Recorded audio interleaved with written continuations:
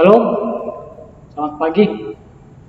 Kita berjumpa lagi bersama Gereja Toraja Jemaat Laru Telo Baru dalam Renungan Harian Toraya edisi 26 Desember 2020. Ungkapan syukur kita patut berikan kepada Tuhan yang Maha Kuasa yang punya kehidupan kita, Yesus Kristus, yang telah melindungi kita, memberikan kita kekuatan dalam melaksanakan aktivitas sepanjang kehidupan kita.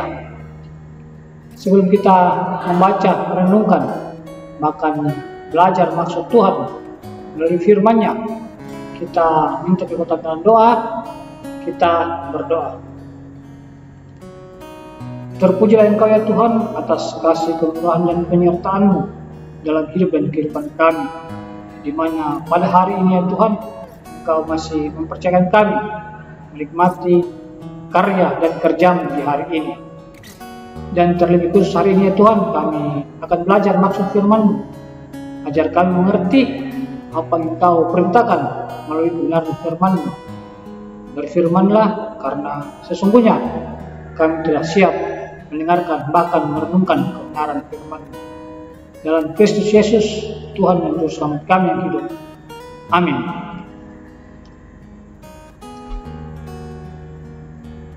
Firman Tuhan yang kita akan baca, renungkan hari ini terambil dari Kisah Para Rasul, pasalnya yang ke-6, ayat 1 sampai ayatnya yang ke-7.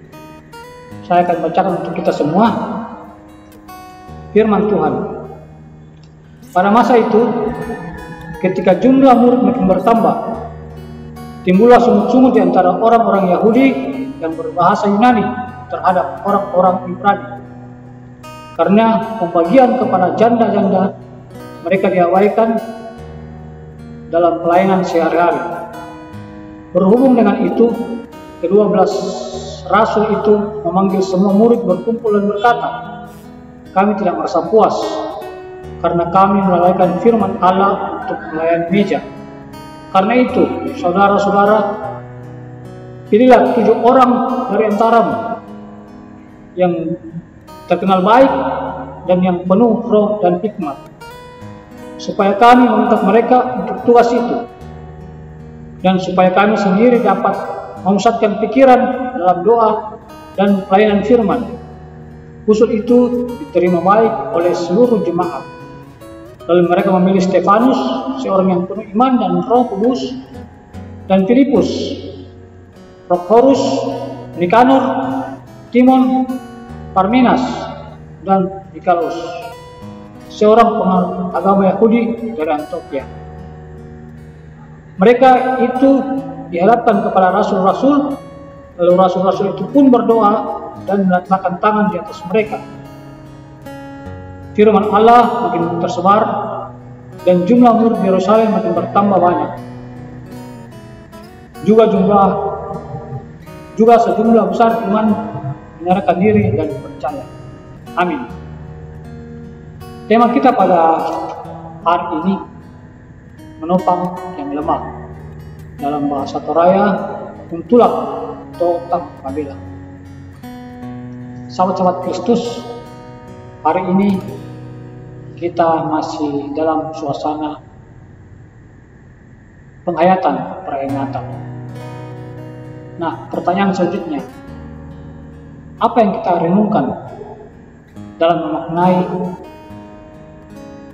perayaan Natal? Apakah tindakan kita dalam menopang orang-orang yang lemah? Dalam pelayanan para rasul di mula-mula tidak terlepas dari pelayanan dari mereka yang kekurangan, terlebih khusus kepada pelayanan terhadap janda orang Yahudi yang berbahasa Yunani. Mereka terabaikan. Mereka merasa diperlakukan secara tidak adil, sehingga menimbulkan sungut-sungut. Lalu ke-12 murid mengumpulkan seluruh murid-murid untuk membicarakan terkait hal ini, dan dengan harapan masalah ini dapat terselesaikan dan memohon campur tangan Tuhan. Para rasul menyadari bahwa masalah tersebut merupakan cara Tuhan untuk memperbaiki kualitas pelayanan. Para rasul merasa bahwa mereka tidak sanggup ketika mereka akan mengerjakan keseluruhan pekerjaan-pekerjaan itu. Untuk langkah selanjutnya, 12 rasul memilih 7 orang yang secara moral baik, berhikmat, dan dipenuhi Roh Kudus untuk menata pelayanan yang sangat banyak. 7 orang yang dipilih ini merupakan awal terbentuknya diakos, atau yang kita kenal sekarang adalah diaken. Nah, tugas diaken pada masa itu dipusatkan pada pelayanan bersifat sosial. Salah satu 7 orang yang dipilih itu adalah Stefanus, yang banyak kita dengar cerita dari kisah-kisah Alkitab. Diceritakan bahwa Stefanus itu orang yang baik, penuh hikmat, dan penuh dengan Roh Kudus. Sahabat-sahabat Kristus, karena ke-12 rasul itu merasa pekerjaan-pekerjaan yang selama ini dilakukan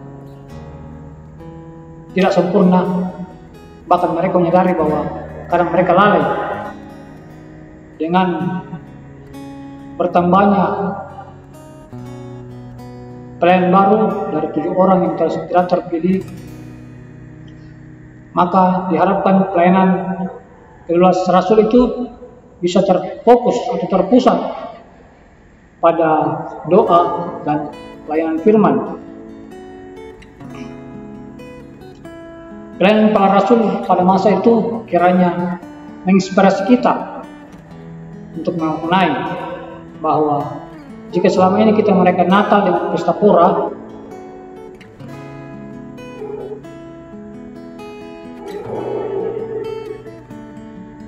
kita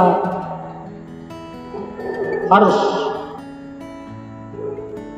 memikirkan bahwa dengan pesta pora ada juga orang-orang yang tidak merasakan apa yang kita rasakan atau rayakan di hari kelahiran Tuhan Yesus, yaitu masa Natal. Nah, untuk itu sahabat-sahabat Kristus, di masa pandemi ini mungkin banyak saudara-saudara kita yang terdampak, atau mungkin ada di antara kita Bapak Ibu yang mungkin juga terdampak atas pandemi yang kita rasakan pada saat ini.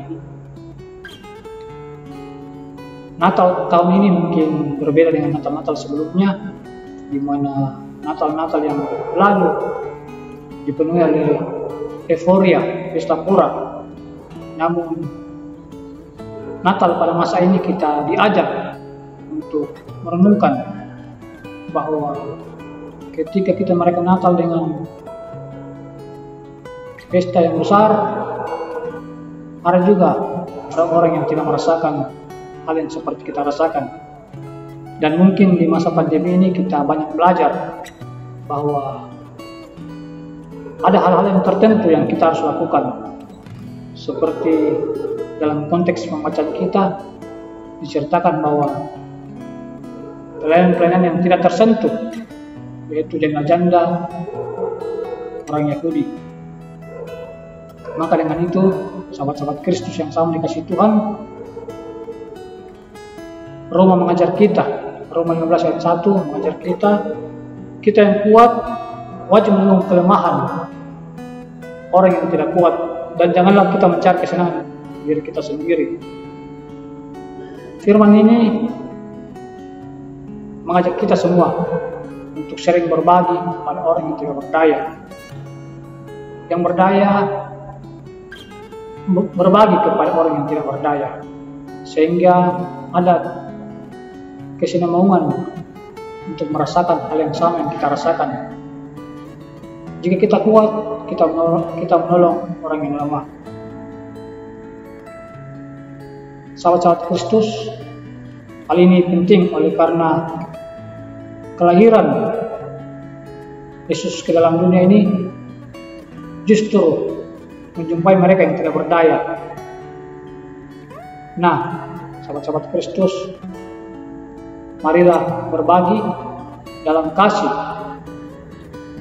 dalam bentuk sesama, karena itulah yang dikehendaki Kristus. Amin. Kita berdoa.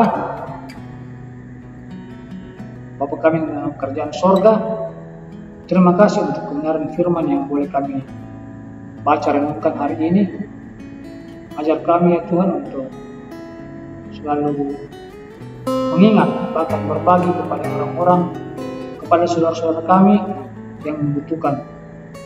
Apalagi pada saat ini ya Tuhan, Engkau tahu kondisi kami, di mana pandemi, bahkan bencana di musim-musim ini ya Tuhan.